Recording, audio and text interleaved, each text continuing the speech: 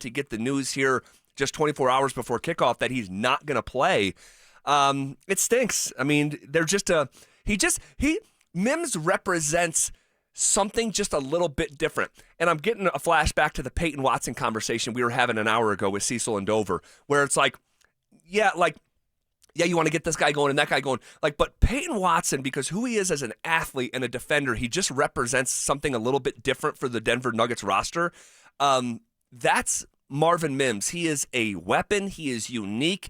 You move him all around the field. He's coming out of the backfield. I mean, he's a playmaker. He's a playmaker. That's something that the Denver Broncos have been lacking, is just the playmakers. And when you have one of your playmakers out, your biggest playmaker that's moving all around the field, now you have to rely on other people like Bandy to catch punts, but also Troy Franklin has to step up. Pat Bryant has to step up a little bit more if they let him.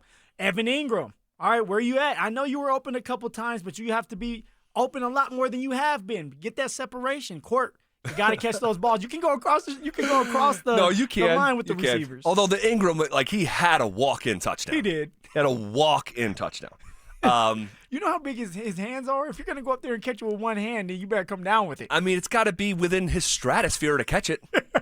So, but no, that is, that's a blow. It is a blow. That's a blow. Do you think that this qualifies as a trap game?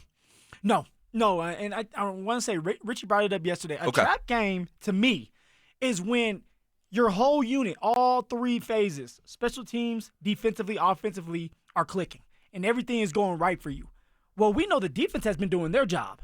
Special teams has been horrible. Offensively, it's been very stagnant and bad as well. Fourth quarter, they turn it on, but for the other 3 quarters, it's been bad.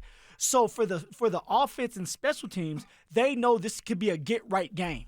They know that they have to do their part and that people are talking bad about them. So they're not going into this game saying, oh, we're going to win the game. You should win the game if you guys are doing your job, and they know they have to start doing their job so that when they do play against a tougher opponent, they're ready to go. We continue to say, hey, this team could get to the Super Bowl or make some noise in the playoffs. That's only going to be possible if the offense and special teams start to play well. Well, I agree with that for sure. Let's go over some of these numbers here before we get into the matchup against the Raiders and some of the history leading up to tomorrow night. So you guys know the drill. And maybe you don't. Maybe you're new here, or you're scheduled a little bit different today, and you're listening to us when you otherwise wouldn't. But for a few years now, during the football season, we rely on some of the advanced numbers, and around midweek, we check in with what they project the Broncos to be.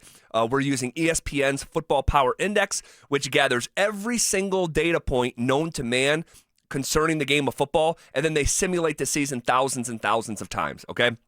The new projected win total for the Denver Broncos, last week it was 10.8. The current projected win total for the Broncos is 11.5. There we go. So somewhere between 11 and 12 wins, which is awesome. It's crazy. Think about it. The last time that happened was in 2015, where we were able to get to a Super Bowl and win it. So we're talking about a team, the Denver Broncos, our Denver Broncos, that could possibly win 11 or 12 games. It's right there for the taking. They have to go out there and do it. They have to continue to be healthy, stay healthy, make the plays offensively. But I'm excited, man. It's basically to the point, and I asked the question last week, and I'm not putting it in the form of a question here this week. It's more of a statement. We're to the point where it would be disappointing if the Denver Broncos went 10-7. Ooh, don't even bring that up. Which is wild. Because I had them at 10-7, and I thought that was super healthy. And even though they were 10-7 last year, they were 1-8 against teams with a winning record. I thought they could have the same record, but just have a different layer of believability to them. And I mean, they've done that and more. I'll tell you what, man. There was a guy that has a show right before us that was talking about 13 wins this year. Cecil. I mean, we're already 7-2. If we handle business tomorrow night, we should be 8-2. Everything is out in front of you. You play the Chiefs. Yeah, the Chiefs are tough, but so are the Denver Broncos. You playing Green Bay this year. Green Bay is a question mark where they look good, but then they get beat by the Panthers. So they're a team that you have to look out for. I mean, you look at the schedule, we could end up winning for sure 11 games, but 12, maybe even 13 if things go right and they can stay healthy and Bo Nix starts to turn it on. It's possible. I can't believe it's true, but seeing is believing. Crazy. I mean, 7-2, it speaks for itself. Some things in life, like there's old, God, what is it? It's like when they were doing the Declaration of Independence, our founding fathers.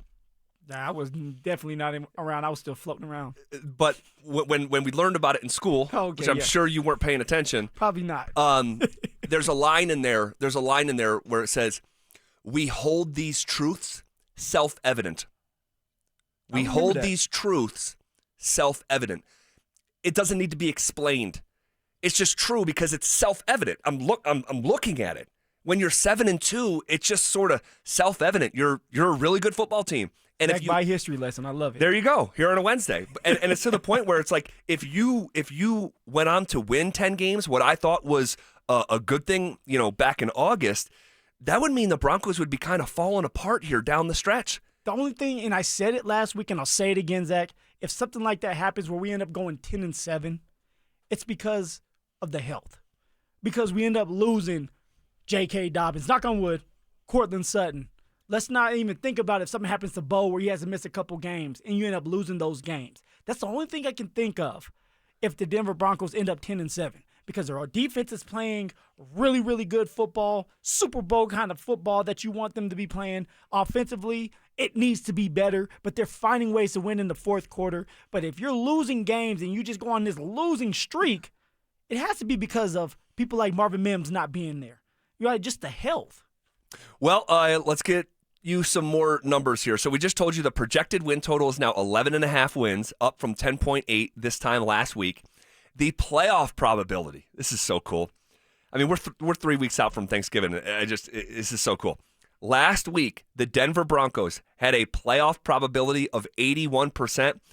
Phil, that is up to 89% likelihood. So a chinny chin hair short of 90% likelihood playoffs, baby, to be in the NFL playoffs. It's kind of just like a foregone conclusion. The Broncos would truly have to screw things up down the stretch here to not be back in the NFL playoffs for a second consecutive year. It's not about the playoffs anymore. It's about the seeding.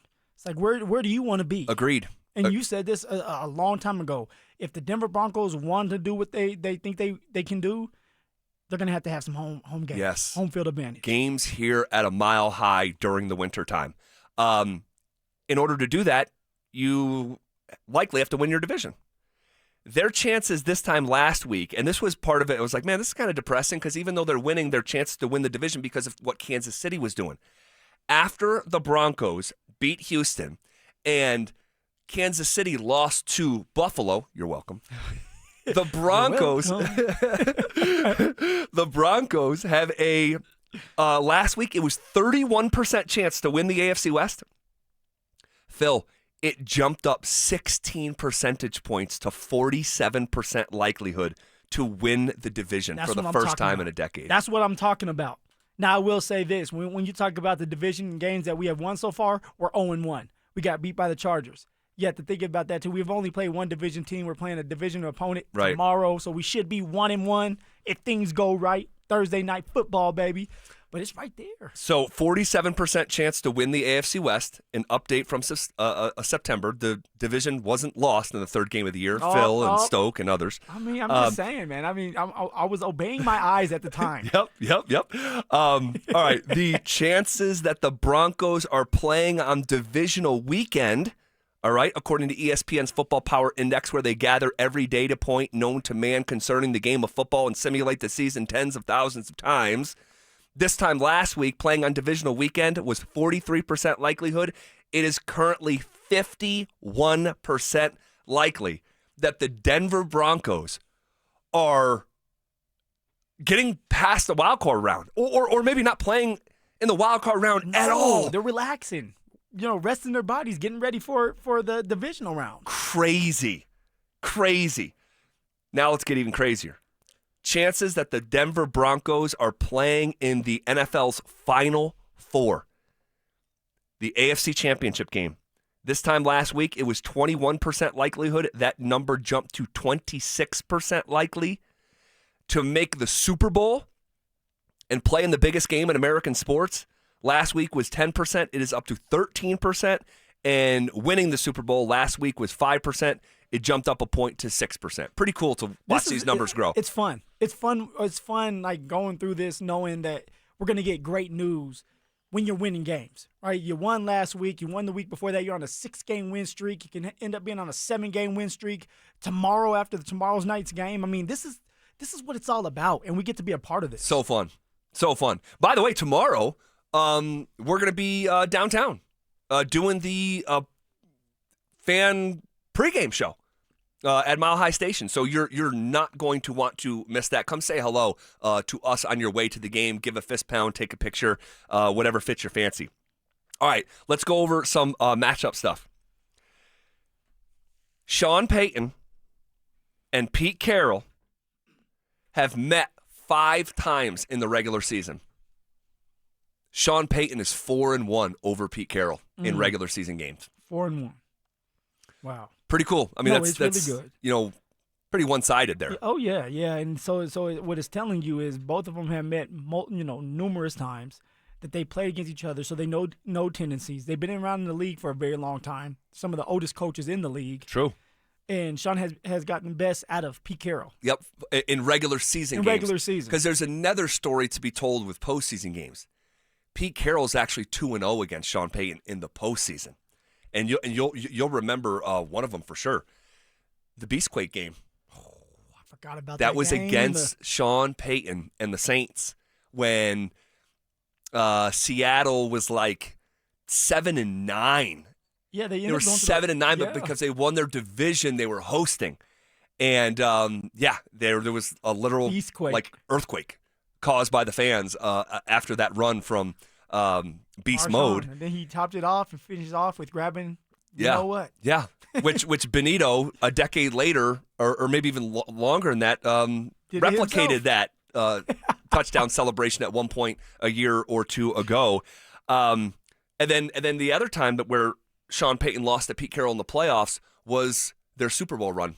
They met in the divisional round where Russell Wilson and those boys won their first and only Super Bowl. They went through Sean Payton on the way, but in the regular season, Sean Payton has got the upper hand over Pete Carroll, 4-1 in those 5 games. In fact, Pete Carroll, believe it or not, guys, has never won a football game in Denver. Woo! 4 games at Mile High, 4 losses for Pete. So he's scared right now. He's having nightmares about coming here to Mile High City. It has not treated him well. It has not. It has not. So 4-1 against, or 1-4 for Pete against Sean Payton. 0-4 separate from Sean Payton in games here in Denver, Colorado. You were a part of one when Pete Carroll came here and caught an L. It was week 1 of the 2018 was it week 1? Yeah, week 1, I think. 2018. That was your first game you ever played in. First game ever playing in it. Beast Mode was not there. He was with the Raiders at that time. So I had to make that clear right now. Things might have been different if he was in his prime. But and the defense was there. And we were able to beat Seattle. You know, we pulled our stuff out and was like, you know what? Let's go ahead and beat them up. So 1-4 against Sean Payton. 0-4 in Denver. Talking about Pete Carroll. 0-4 in Denver. And how about this? I love this stat. You know what happened to Vegas last week? Yeah. I don't understand. I don't understand why Pete Carroll went for it on at the end there. Well, he ended up losing in overtime. Teams that go to overtime, okay, and lose, and then turn around and play on a short week after having played extra football on that previous Sunday, and then play on Thursday Night Football, they're 5-13 all time.